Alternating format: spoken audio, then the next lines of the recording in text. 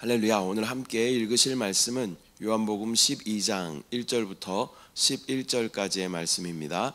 요한복음 12장 1절부터 11절까지의 말씀을 다 함께 합독하도록 하겠습니다.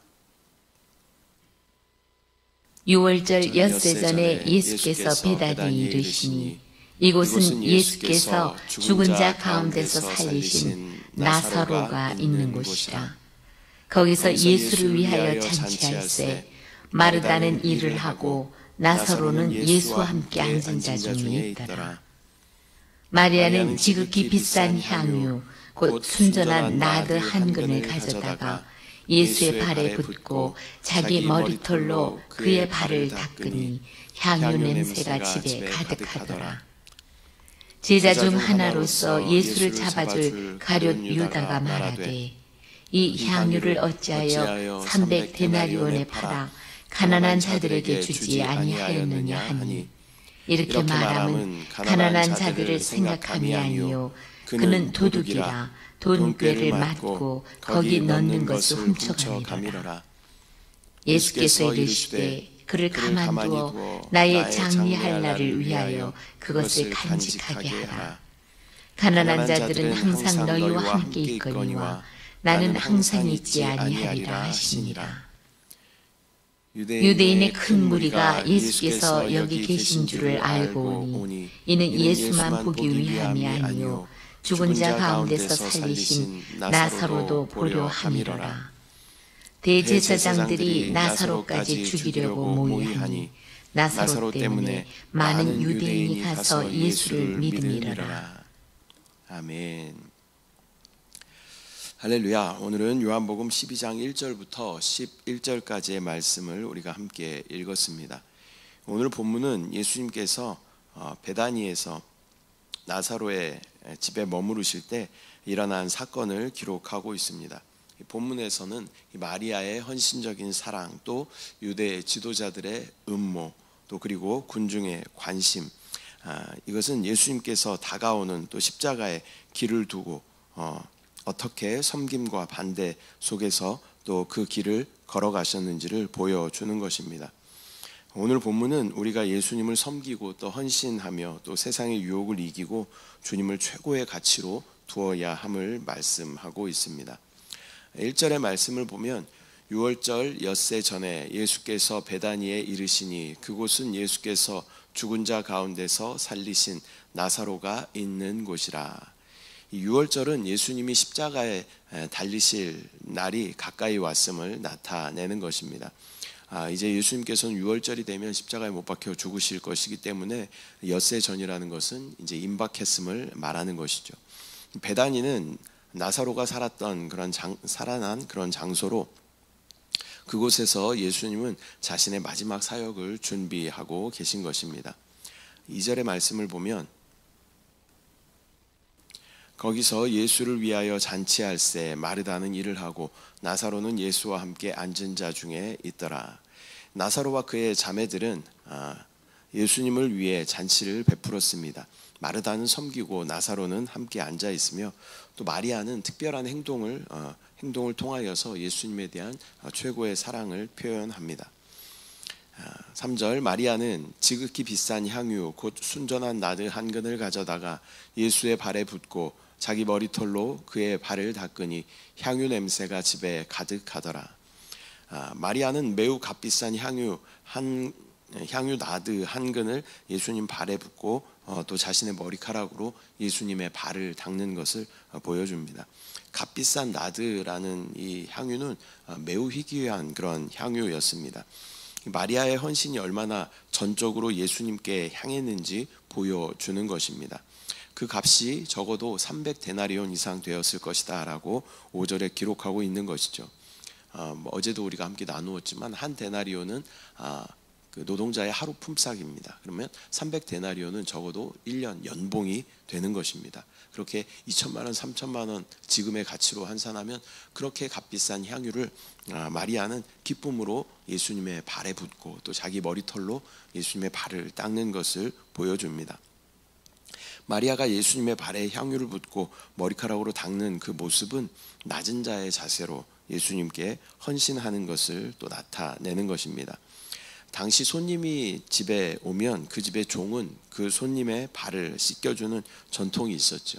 마리아는 가장 낮은 모습으로 또 주님을 섬기며 또 나의 주인으로 고백하고 있는 것입니다.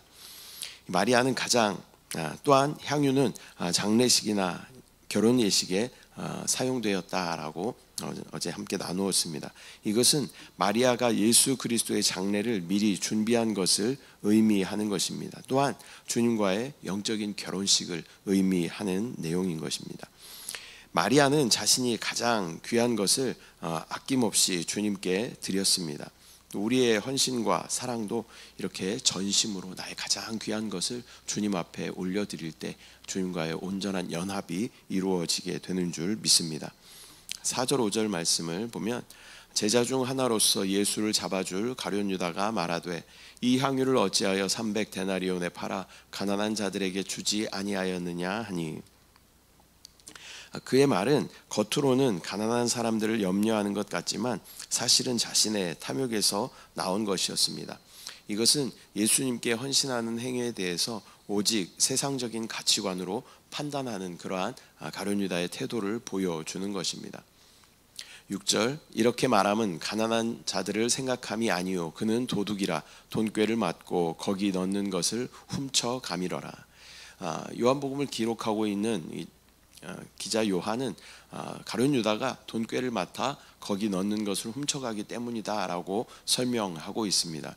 유다의 본심은 자신의 이익을 위한 것이었으며 또 이것은 그의 배신으로 이어지는 시작점이 되는 것입니다. 욕심은 죄를 낳고 또 죄는 사망을 낳는 그런 영적인 법칙인 것이죠. 우리는 예수님을 섬기고자 하는 다른 이들의 헌신을 비난하거나 또 세상의 관점으로 평가해서는 안 될 줄 믿습니다. 또한 우리는 우리의 섬김이 주님에 대한 진정한 나의 사랑에서 비롯되었는지 다시 한번 점검해 봐야 할 줄 믿습니다. 내가 주님을 정말 사랑해서 하는 헌신인가? 예배도 마찬가지고 찬양도 마찬가지죠. 내가 주님을 정말 사랑해서 내가 드리는 것인가? 예배라는 원어가 프로스쿠네오라는 그런 원어를 사용하고 있죠. 누구누구에게 입맞추다 그런 의미가 있습니다. 입맞춤은 무엇입니까? 사랑의 최고의 표현인 것이죠. 우리가 주님 앞에 예배할 때에도 내가 주님을 최고로 사랑함으로 어떤 형식적으로 아니면 하나님 앞에 벌받지 않기 위해서 그 예배의 자리를 지키는 것이 아니라 나의 최고의 사랑으로 주님 앞에 예배하고 나의 최고의 사랑으로 주님 앞에 헌신할 때 주님께서 그것을 기억하여 주시고 나의 아름다운 신부라고 말씀하여 주시는 줄 믿습니다. 7절을 보면 예수께서 이르시되 그를 가만두어 나의 장례할 날을 위하여 그것을 간직하게 하라. 마리아의 행위는 예수님이 곧 죽음을 맞이하실 것을 상징적으로 준비한 것이었습니다. 이는 예수님의 죽음이 하나님의 구속 계획의 또 중심임을 암시하는 것입니다. 예수님께서는 제자들에게 끊임없이 예수님께서 죽으실 것이다 라는 것을 예고하셨습니다. 그러나 어느 누구도 예수님의 장례를 미리 준비했던 사람은 없었습니다. 그러나 오직 이 마리아라는 여인만 예수님의 장례를 알고 또 미리 준비하였던 유일한 사람이 되었던 것입니다. 영적인 눈을 뜨고 주님의 말씀을 우리가 바라볼 때 주님께서 우리 가운데 비밀히 말씀하시는 그 내용이 우리 가운데 깨달아지고 또 주님과 함께 보복을 함께 할 수 있게 되는 줄 믿습니다. 8절 가난한 자들은 항상 너희와 함께 있거니와 나는 항상 있지 아니하리라 하시니라. 이 말씀은 가난한 자를 돕는 것이 중요하지 않다라는 그런 의미가 아니라 예수님을 사랑으로 섬기는 것이 최우선임을 가르쳐 주시는 것입니다. 우리의 구제도 마찬가지입니다. 이웃을 돌보고 돕는 것이 주님의 마음이고 교회의 사명인 것은 맞습니다. 그러나 주님을 최고로 사랑하지 않고 이것이 우선이 되면 세상의 자선단체와 다를 것이 없다라는 것입니다. 교회도 마찬가지입니다. 교회의 사명이 어려운 사람들을 찾아가 돕는 것이 교회의 사명은 맞습니다. 그러나 주님을 사랑하는 것이 최우선시 되고 그리고 나서 그 사랑을 가지고 나아가 구제를 해야 되는 것입니다. 마리아에게는 예수님의 그 임박한 죽음을 앞둔 상황에서 오직 그분께만 초점을 맞추는 것이 가장 중요한 일이었습니다. 우리의 삶에서도 예수님께 가장 우선순위를 두고 또 그분의 임재와 사역에 초점을 맞추며 나아가야 할 줄 믿습니다. 9절의 말씀 보면 많은 유대인의 큰 무리가 예수께서 여기 계신 줄을 알고 오니 이는 예수만 보기 위함이 아니요 죽은 자 가운데서 살리신 나사로도 보려 함이러라. 많은 유대인이 예수님을 보기 위해서 나사로의 집으로 몰려왔습니다. 나사로는 예수님의 능력을 증언하는 살아있는 증거가 되었으며 또 이것은 사람들의 관심을 끌기에 충분하였습니다. 10절 말씀, 대제사장들이 나사로까지 죽이려고 모의하니, 이에 대제사장들은 나사로까지 죽일 것을 모의하고 있습니다. 예수님의 능력과 진리를 제거하려는 그들의 적대감은 점점 더 극단적인 모습으로 보여지게 되는 것입니다. 11절, 나사로 때문에 많은 유대인이 가서 예수를 믿음이러라. 나사로 때문에 많은 유대인이 예수를 믿게 되었죠. 나사로의 부활은 예수님의 신성을 증거하는 강력한 사건이 되었으며 또 이것은 예수님을 믿는 사람들이 증가하는 그러한 계기가 되었습니다. 하나님의 역사가 드러날 때 믿음의 열매가 맺히기도 하지만 또 동시에 반대와 적대감이 생길 수 있다라는 것을 우리는 기억해야 합니다. 우리는 이러한 반대 속에서도 믿음으로 또 믿음을 지키며 담대히 나아가야 할 줄 믿습니다. 오늘은 요한복음 12장 1절부터 11절까지 말씀을 우리가 함께 나누었습니다. 오늘 본문은 예수님을 향한 그 마리아의 헌신적인 사랑과 또 가룟 유다의 자기 중심적이고 세상 중심적인 그런 비난, 또 그리고 예수님을 죽이려는 종교 지도자들의 그 음모를 통해서 다양한 인간의 반응을 보여주는 것입니다.